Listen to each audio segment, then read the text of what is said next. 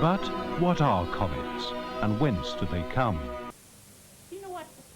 Here's a quote to chew on. Margaret Thatcher once said, "There's no such thing as society. There's only individuals and families." Right. Personally, I think that's insane. Like, that's like saying there's no such thing as the human body. There's only cells, right? Right. But the point she was trying to make is that basically we are not all in this together, and that, it's all just down to people making choices, and you can make the choices that you want, and you're not accountable to anyone, kind of thing. So right, which is part of the problem, and yeah. She might be right. She might be right, which is why it's so unpalatable. But right. She's dead. But I view myself as an individual. I view myself as a member of the family, and I think a lot of people do. Practically everybody. Yeah. But do they all view themselves as connected to their neighbor? I think for a lot of people the answer is no. That's terrible. And I of think course these problems aren't going to get fixed. Exactly. Waste of time. I spend a lot of time looking at the comment sections on Fox News. Just to see kind of anytime what something comes up about it, I'm just all, Venus Williams is in the news. Let's see what the Fox News comments have to say about this. I take any topic that I know is going to go. It's a horrible hate porn situation. I'm sorry to cut you off. Go ahead. Exactly. Well, I was just saying that, like, anytime I see there was one article about someone who got shot by the police, and someone in the article was quoted as saying, society failed this kid. And basically every other comment going down the line, just scrolling down for thousands of comments, so many comments, basically said, I didn't fail that kid. I had nothing to do with it. Society didn't fail them. I wasn't there. I'm not responsible for this. Right. Their parents failed them. And it's like, that is the mindset. The mindset is, I have nothing to do with people I don't know. Right. Basically. I think that's a bad mindset for a lot of reasons, but I think it's one that people aggressively believe in a lot of cases when you're talking about, like, far right partisans, because they essentially are libertarians and they see the world in those terms, and that's what that philosophy is. Right. Which I could get behind. I could get behind this, and here's why. If they're believing in a world where our governments don't do that and society does it separately in the free market and blah, blah, blah, so on and so forth, the thing that they spout, the thing that we all kind of spout. Right. Or have spouted. I'm not getting that vibe from a lot of attitudes. I'm not getting that we'll take care of these people ourselves because we love and care about them. I'm not, if they're, my advice to anybody out there who is agreeing with that, I would say include that second part, because that first part it's just not a message I'm going to get behind.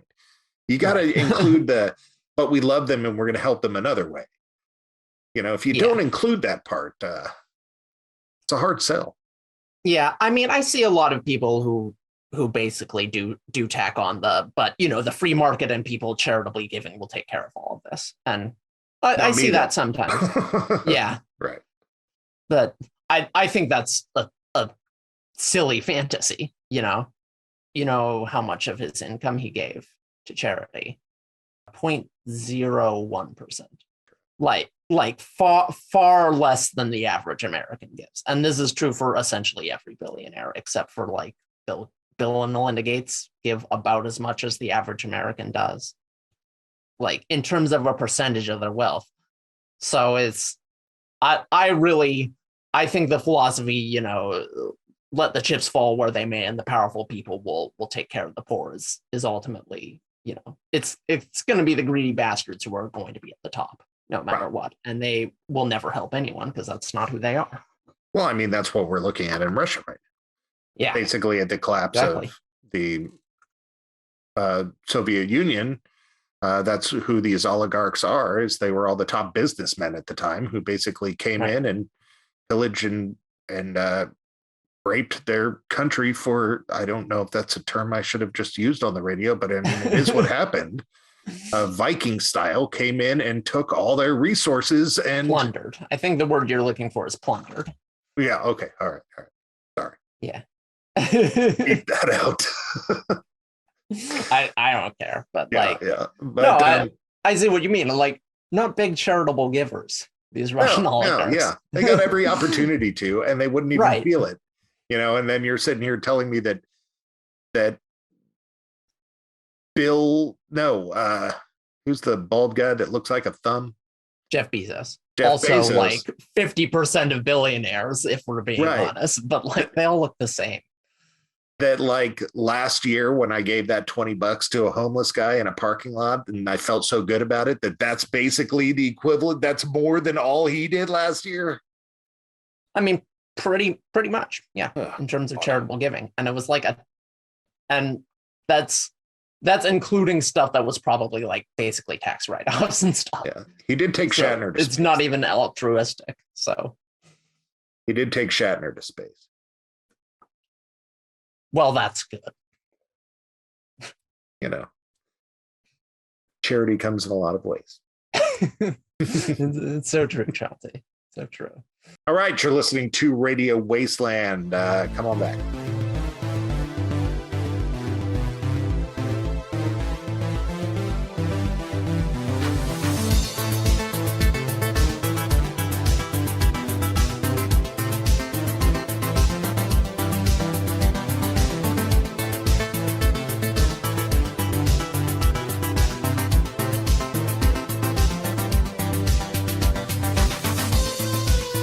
Welcome back to Radio Wasteland. Kara, you got a follow-up from a news story we talked about, or at least a follow-up to one of my many questions. Let me tell you this, that my wife gets very irritated with me because I have a lot of questions, but I don't research any of them, and she obsessively does. So the joke around the house is I'll use the term I wonder, and basically what that means is I'm adding crap to my wife's list to research later and answer the question for me. Exactly. So in prior episode, I wondered if there really were a lot of Nazi clubhouses going on or something to the effect of that. Right. So we were talking about Marjorie Taylor Greene attending the white supremacist reality. And I think both of us kind of expressed shock at the idea that there are just people praising Hitler, that there are neo-Nazis, because it seems so counterintuitive. It doesn't feel like you see those people. Right. So I wanted to do a follow-up and just like look into it. Like, how many people are we talking about? Well, that sounds fun. What'd you find out? Yeah. So a high-quality poll taken after Charlottesville indicated that 8 to 9% of Americans think it is acceptable, that's the quote, to be a Nazi or white supremacist. This works out to around 22 million Americans.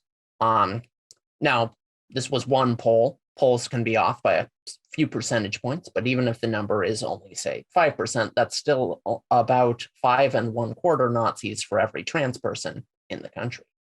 Curiously, another few percent on the same survey said they weren't sure whether it was acceptable to be a neo-Nazi, which, like, I want to live in their world where they just don't know what a Nazi is. Seems nicer. They weren't sure if that's funny. Okay, so there are that few trans people, huh? Yeah, well, trans or I people... guess there are that many. I'm not sure which way I need That's to what you took away from it. Yeah, so trans people are sitting pretty at about 0.7%. Okay. And Nazis apparently 8 or 9% with a margin of error of about 3.5%. Okay, so let's just say 5% to be easy. I still say that's 5% a lot of is people. Super generous, but like, yeah. Yeah, I still say that's a lot of people. That's so many people. That's one in 20. That is 1 in 20. Yeah. And if the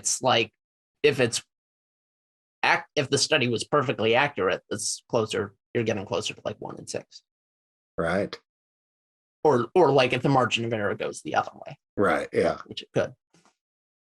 Holy smokes. Right. What we so need I read this. Questions. Sorry. Go ahead. I was thinking probably like we were looking at 0.5%, which frankly I still think is way too many. That still works out to hundreds of thousands of people. That's what I was gonna guess though.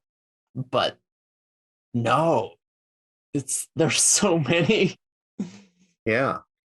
Because if 1 in 20, so we're looking at 5 out of every 100. Right. Think it's okay to be a Nazi, to be a racist. Is it Nazi specifically? Nazi or white supremacist. Okay, white supremacists. Let's use that. So yeah. Because one falls under the, they're there might be people who are fine with one but not the other. Right. They're like Christians and Catholics.